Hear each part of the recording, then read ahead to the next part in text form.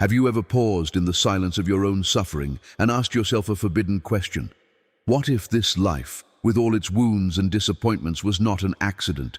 What if the struggles you resent, the betrayals that hardened you, and the loneliness that shaped your nights were not punishments, but choices? Not conscious choices made by your daily mind, but deeper decisions rooted in the hidden layers of your psyche. There is a reason you are drawn to this question.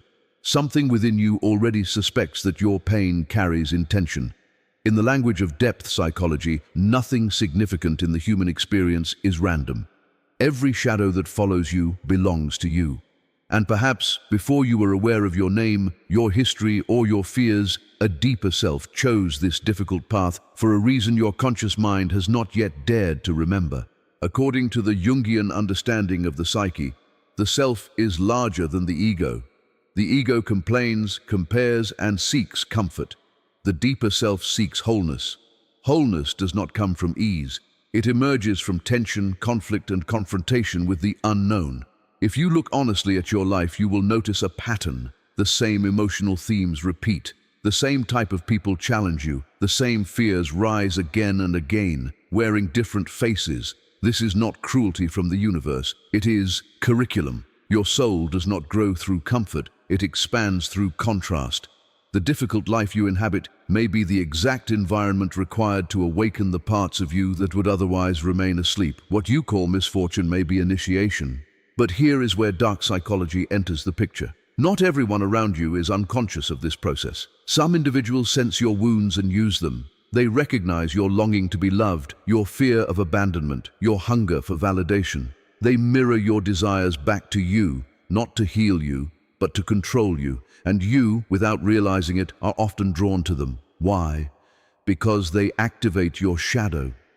The shadow is the part of you that contains everything you were taught to reject. Anger, envy, neediness, vulnerability, power. When someone manipulates you, they are not creating your weakness, they are revealing it. This revelation feels like betrayal, but it is also exposure. And exposure, though painful, is the first step toward integration. There is a hidden paradox in this. The very people who seem to harm you are often the ones who force you to confront yourself. This does not justify their behavior. It explains your attraction. Your unconscious mind gravitates toward situations that trigger unresolved patterns. If you were neglected, you may seek distant partners. If you were controlled, you may attract dominating personalities. On the surface, it looks like bad luck. Beneath the surface, it is repetition seeking resolution. Your difficult life is not a mistake. It is a mirror. The question is not why this keeps happening to you. The real question is what within you is still waiting to be understood. In the middle of your suffering, there is a moment that feels unbearable. A moment when everything collapses at once. Relationships end. Plans fail. Illusions shatter. It feels like the universe is dismantling your world, piece by piece. This is the suspenseful threshold of transformation. The ego interprets it as destruction. The deeper self recognizes it as death before rebirth. When your old identity can no longer survive, something within you begins to awaken. But awakening is not gentle. It strips away false beliefs.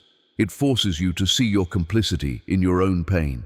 And that realization can make you cry, not out of weakness, but out of recognition. You begin to understand that you were never only a victim of circumstance. You participated unconsciously in patterns that kept you small. You tolerated disrespect because you feared loneliness. You silenced your voice to avoid rejection. You chose safety over authenticity. These choices were not moral failures, they were survival strategies, but survival is not the same as living. At some point, the psyche demands more. It demands individuation, the courageous act of becoming who you truly are rather than who you were conditioned to be. And individuation often requires the collapse of the life you built on fear. So why did you choose this difficult life? Perhaps because an easier one would have allowed you to remain fragmented. Perhaps comfort would have kept you asleep. The pain you resent may be the fire that tempers your character. The betrayals you endured may be the lessons that teach you discernment. The loneliness that once suffocated you may be the space where you finally meet yourself. When you see your life through this lens, the narrative shifts. You are not cursed.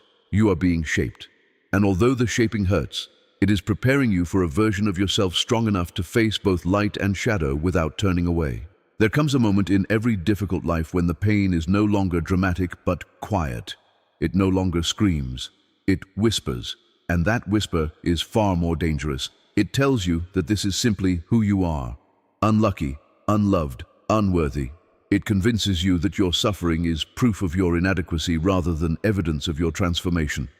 This is where dark psychology operates most effectively, not only through others, but through your own internal dialogue. The most powerful manipulator you will ever encounter is the voice within that repeats old wounds as if they are eternal truths. And if you do not question it, you will build an identity around it, mistaking trauma for personality. The unconscious mind is not interested in your comfort, it is interested in completion. When a wound is ignored, it does not disappear. It sinks deeper and begins to influence your decisions from the shadows. You may think you are choosing partners freely, yet you are selecting familiarity. You may believe you are pursuing success, yet you are secretly chasing validation. Every unresolved emotional experience becomes a silent architect of your future. This is why your difficult life seems to repeat itself. It is not fate, it is unfinished psychological business. Until you confront the original pain, you will continue to recreate it in different forms, hoping for a different ending. But here is the uncomfortable truth. Sometimes you cling to your suffering because it gives you identity. Pain can become a strange source of meaning. If you have always been the misunderstood one, the abandoned one, the strong one who survives everything, who would you be without that story? Letting go of suffering does not only mean releasing hurt, it means releasing a familiar version of yourself. And that is terrifying. The ego would rather suffer predictably than step into the unknown. This is the hidden attachment that keeps you bound to a difficult life. You are not only afraid of pain, you are afraid of freedom. In the center of this realization, suspense emerges again. Imagine discovering that the chains you blamed on others were partly forged by your own fear. Imagine seeing clearly that you stayed longer than you should have, tolerated more than you deserved, and ignored your intuition repeatedly. This awareness feels like betrayal of yourself. For a moment, guilt rises. Regret floods your chest. You ask yourself how you could have allowed it. But this is not the moment to collapse into self-judgment. It is the moment to understand that unconscious behavior is not evil. It is uninformed. You did not know then what you are beginning to see now. Dark psychology teaches us that people exploit what we refuse to heal. If you doubt your worth, someone will confirm that doubt. If you fear abandonment, someone will threaten to leave. If you struggle to set boundaries, someone will cross them. This is not mystical punishment. It is psychological resonance. Manipulative individuals are highly sensitive to insecurity. They sense hesitation in your voice, guilt in your silence, and longing in your eyes, and they use it. The painful truth is that your vulnerability becomes a doorway when it is unconscious, but when you make it conscious, it becomes strength. Awareness transforms weakness into wisdom. Your difficult life then begins to look different. It is no longer a random sequence of unfortunate events. It is a confrontation with your shadow. Every betrayal forced you to examine your boundaries. Every disappointment pushed you to question your expectations. Every moment of loneliness invited you to develop a relationship with yourself. You were not being destroyed, you were being refined. Like metal placed in fire, your psyche was exposed to heat intense enough to reveal impurities. The process is uncomfortable because it demands honesty, and honesty requires you to admit where you abandoned yourself before others ever could. When you finally accept this, something shifts quietly within you. The narrative changes from "why is this happening to me" to "what is this teaching me about myself?" That question alone alters your path. You begin to choose differently. You notice red flags sooner. You speak when you once remained silent. You walk away when you once begged to stay. And with each new decision, the difficult life you believed you were condemned to starts to dissolve. Not because the world suddenly becomes gentle, but because you become conscious. And consciousness is the true turning point in the story of your suffering. At the deepest level of your being, there is a memory that does not belong to your ordinary mind. It is not a memory of events, but a memory of intention. A silent agreement you made with yourself to experience contrast so intense that it would force you to awaken. When you look back at the hardest chapters of your life, you may notice something unsettling. Each one carried a hidden gift that only became visible after the pain had passed. The betrayal sharpened your discernment. The rejection strengthened your independence. The loneliness deepened your relationship with your own thoughts. None of these lessons felt fair at the time, yet each one carved depth into your character, and depth is something comfort can never create. There is a profound difference between being broken and being initiated. When life collapses around you, it feels like destruction.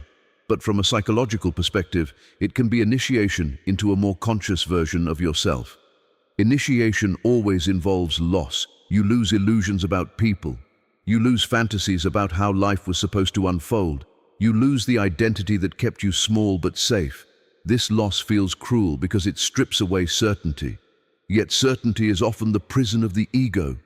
When it dissolves, you are left standing in uncertainty, exposed and vulnerable. And in that vulnerability, something powerful begins to form. Authenticity. Dark psychology loses its power over you the moment you stop needing others to confirm your value. Manipulation feeds on insecurity. Control thrives on fear. But when you face your shadow and integrate it, you become less reactive and more observant. You recognize love bombing for what it is. You detect subtle guilt tactics. You see how projection works when someone accuses you of the very traits they refuse to confront in themselves. This awareness does not make you cynical. It makes you clear. You no longer confuse intensity with intimacy or chaos with passion. You understand that true connection does not require you to abandon yourself. There is, however, one final layer of suspense in this journey. What happens when you realize that the difficult life you once resented has become the source of your strength? At first, this realization brings tears, not because you enjoy the suffering, but because you finally see its purpose. The nights you cried alone taught you emotional self-reliance. The moments you felt misunderstood forced you to understand yourself. The times you were underestimated pushed you to discover hidden capabilities. If those experiences were removed, would you still possess the same depth, empathy, and resilience? Perhaps the life you wished away was the very forge shaping your power. This does not mean you must romanticize pain. Pain is real. It leaves scars. But scars are evidence of healing, not weakness. The goal is not to suffer endlessly in the name of growth. The goal is to extract meaning from suffering so it does not repeat unnecessarily. When you refuse to learn, life repeats lessons with greater intensity. When you accept responsibility for your inner world, the repetition slows. You begin to respond rather than react. You choose alignment over approval. You stop chasing people who cannot meet you emotionally, and slowly, the chaos that once defined your reality gives way to deliberate living. You start to understand that you did not choose a difficult life to prove your strength to others. You chose it to remember your strength for yourself. Every challenge was a confrontation with forgotten potential. Every obstacle demanded creativity you did not know you possessed. Even your darkest moments contained a silent invitation to evolve. The psyche does not seek perfection, it seeks wholeness, and wholeness requires the integration of light and shadow. When you embrace both, you no longer divide yourself into acceptable and unacceptable parts. You become unified, and in that unity, there is peace. Now, as you reflect on your journey, ask yourself one final question. If you had been given an easier path, would you have discovered who you truly are, or would you have remained comfortable, distracted, and fragmented? The tears that rise in your eyes are not only from remembering the pain, they are from recognizing your own endurance. You survived what you once believed would destroy you. You grew through what you thought would end you. And that realization is powerful. If you are benefiting from our topics, please subscribe, like, and turn on the bell notification so you can see our new videos early.